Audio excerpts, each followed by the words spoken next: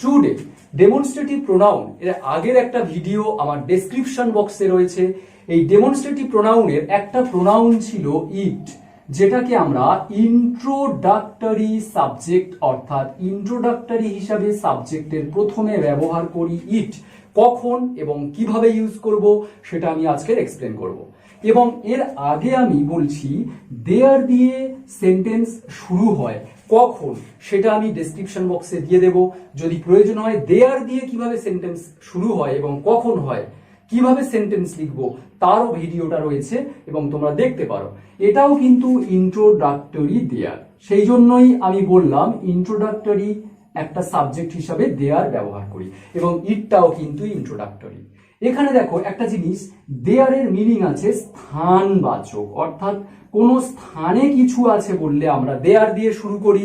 আর ইটটা হলো সময়, সময়ের ক্ষেত্রে সময় জ্ঞাপক। ওকে, চলো আমরা তাহলে ইন্ট্রোডাক্টরি ইট, কিভাবে ইট দিয়ে সেন্টেন্স শুরু করব, কখন এবং কিভাবে, let's continue. Look at the board. আমি এখানে কিছু পয়েন্টস লিখেছি, দেখো। টাইম সময়, সিজন ঋতু, ওয়েদার আবহাওয়া, ডিস্টেন্স দূরত্ব, কোয়ালিটি অর্থাৎ গুণ। আমরা যে ইট ব্যবহার করব প্রত্যেকটা সেন্টেন্সের ফার্স্ট, কেন ইট ব্যবহার করব, এই ইটের কোনো মিনিং কিন্তু হয় না। যখন আমরা সময় কাউকে বলতে যাব, সেই সময় বলার আগে আমরা বলতেই পারি it is 10 o'clock, it is 10 o'clock, এটা আমরা বলতে পারি। আবার বলতে পারি it is time to go, it is time to go, এটা হলো যাবার সময়। বা এখন 9টা বা 8টা বা 10টা বাজে, আমরা তখন এটা বলতে পারি ইট ইজ 10 o'clock, বা ইট ইজ 10:30, 10:30। দেখো সময় আমরা এখানে বলছি 10টা বাজে, 10 o'clock, সেটাকে আমরা সেন্টেন্সে বলতে পারি ইট ইজ 10 o'clock। তাহলে দেখো ইটের কোনো মিনিং এখানে নেই। তাহলে কারোর সময় বা সময় বলতে গেলে আমরা কিন্তু ইট ইজ বলতে পারি। আবার যদি বলি পাস্ট টেন্সে বলি সময় 10টা সময় ছিল, সময় 10টা ছিল, ইট ওয়াজ 7 বা ইট ওয়াজ 10 o'clock, 10টা ছিল সময়, ইট ওয়াজ। ওকে, তখন ওয়াজ হয়ে যাবে পাস্ট টেন্সে হলে। সিজন ঋতুটাকেও কিন্তু আমরা এইভাবে বলি। ধরো আমি সাপোজ বললাম এখন গরমকাল বা এখন বর্ষাকাল, আমি তখন বলবো it is rainy, RAINY, it is rainy day. দেখো বৃষ্টির দিন, এটা হলো বর্ষাকাল, বা ইট ইজ মনসুন। আবার আমি বলতে পারি ইট ইজ সামার, এখন ইট ইজ সামার নাও, এখন গ্রীষ্মকাল। আবার বলতে পারি ইট ইজ উইন্টার, এটা হলো শীতকাল, শীতকাল। ঠিক আছে, কেউ বললো এটা কি কাল, শীতকাল, এটা না বলে উইন্টার না বলে আমরা ইট ইজ উইন্টার এটা বলতে পারি। এখানে কিন্তু ইটের কোনো মিনিং আমরা ধরি না। নেক্সট দেখো ওয়েদার, আমরা ওয়েদার বোঝাতে কিন্তু ইট ফার্স্ট ইউজ করি। সাপোজ এরকম ইট ইজ রেনিং, বৃষ্টি হচ্ছে। দেখো বৃষ্টি হচ্ছে, ইট ইজ রেনিং মানে বৃষ্টি হচ্ছে। আমি কিন্তু বলবো না এটি বৃষ্টি হচ্ছে, এরকম বলবো না, আমরা বলবো বৃষ্টি হচ্ছে, তার মানে ইটটাকে ইউজ করব ইট ইজ রেনিং।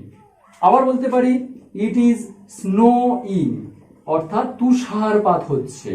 আবার বলতে পারি ইট ইজ সানি, অর্থাৎ ওয়েদার কেমন, সানি ওয়েদার। ওকে, তখন আমরা ইট ইউজ করব ফার্স্ট। আবার যদি পাস্ট টেন্সে লিখি বৃষ্টি হচ্ছিল, ইট ওয়াজ রেনিং, তখন ওয়াজ ইউজ করতে পারি ইটের পরে। ডিস্টেন্স কিভাবে লিখবো, সাপোজ আমি বললাম অনেক লম্বা রাস্তা, তখন আমি বলবো it is a long way, অনেক লম্বা রাস্তা। বা অনেক লম্বা রাস্তা ছিল বললে ইট ওয়াজ এ লং ওয়ে। ওকে, আর ডিস্টেন্সের ক্ষেত্রে আবার এটাও বলতে পারি it is 10 kilometre from here, এখান থেকে 10 কিলোমিটার, ইট ইজ 10 কিলোমিটার ফারও বলতে পারি, দূর, 10 কিলোমিটার দূর ফ্রম হেয়ার, এখান থেকে। তাহলে আমি যদি বলি যে 10 কিলোমিটার, 10 কিলোমিটার, এটা আমি বললাম। আবার আমি সেন্টেন্সে যদি বলবো ইট ইজ 10 কিলোমিটার। কোয়ালিটি অর্থাৎ গুণ, কারোর গুণ যদি আমি বলি ভালো মন্দ বা সে ভালো বা সে মন্দ এরকম যদি বলি কোনো জিনিসের গুণ, তখন আমি বলবো ইট ইজ গুড বা ব্যাড, এটা আমি বলতে পারি। যদি নেগেটিভ নট বলি তাহলে ইট ইজ নট গুড, এটাও আমি বলতে পারি, বা নট ব্যাড, এটাও বলতে পারি। আবার যদি পাস্ট টেন্সে বলি এটা খারাপ ছিল না, খারাপ ছিল না, ইট ওয়াজ নট ব্যাড, ভালো ছিল, ইট ওয়াজ গুড। তাহলে কোয়ালিটি কোনো গুণ যদি আমি কিছু বলি কোনো জিনিসের বা কিছু, তখন আমি ইট দিয়ে স্টার্ট করছি। এছাড়া আরেকটা রয়েছে, কোনো বক্তার উপরে যখন আমি জোর দিব, ওকে, বক্তার উপরে যখন আমি কোনো জোর দেবো তখন কিন্তু ইট ইউজ করবো। যেমন ইট ইজ ইউ, দেখো বক্তার উপর জোর দিচ্ছি, ইট ইজ ইউ, এটা হলো তুমি, সে হলো তুমি, মানে কি বলি না ইট ইজ ইউ, তোমাকে জোর দিচ্ছি তুমি, এটা it is you who has done this, এটা তুমি, যে হলে দেখো ইট ইজ ইউ, এটা হলে তুমি, সেই হলে তুমি, তোমাকে জোর দিচ্ছি আমি, দেখো বক্তার উপরে কিন্তু আমি জোর দিচ্ছি ইট বলে, ইট ইজ ইউ।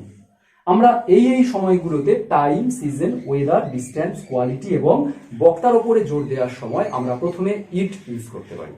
এছাড়া আমি কিছু সেন্টেন্স দিচ্ছি, দেখো কিভাবে সেগুলো ট্রান্সফার হয়েছে, আরো ইজি মনে হবে। ওকে, লেটস কন্টিনিউ।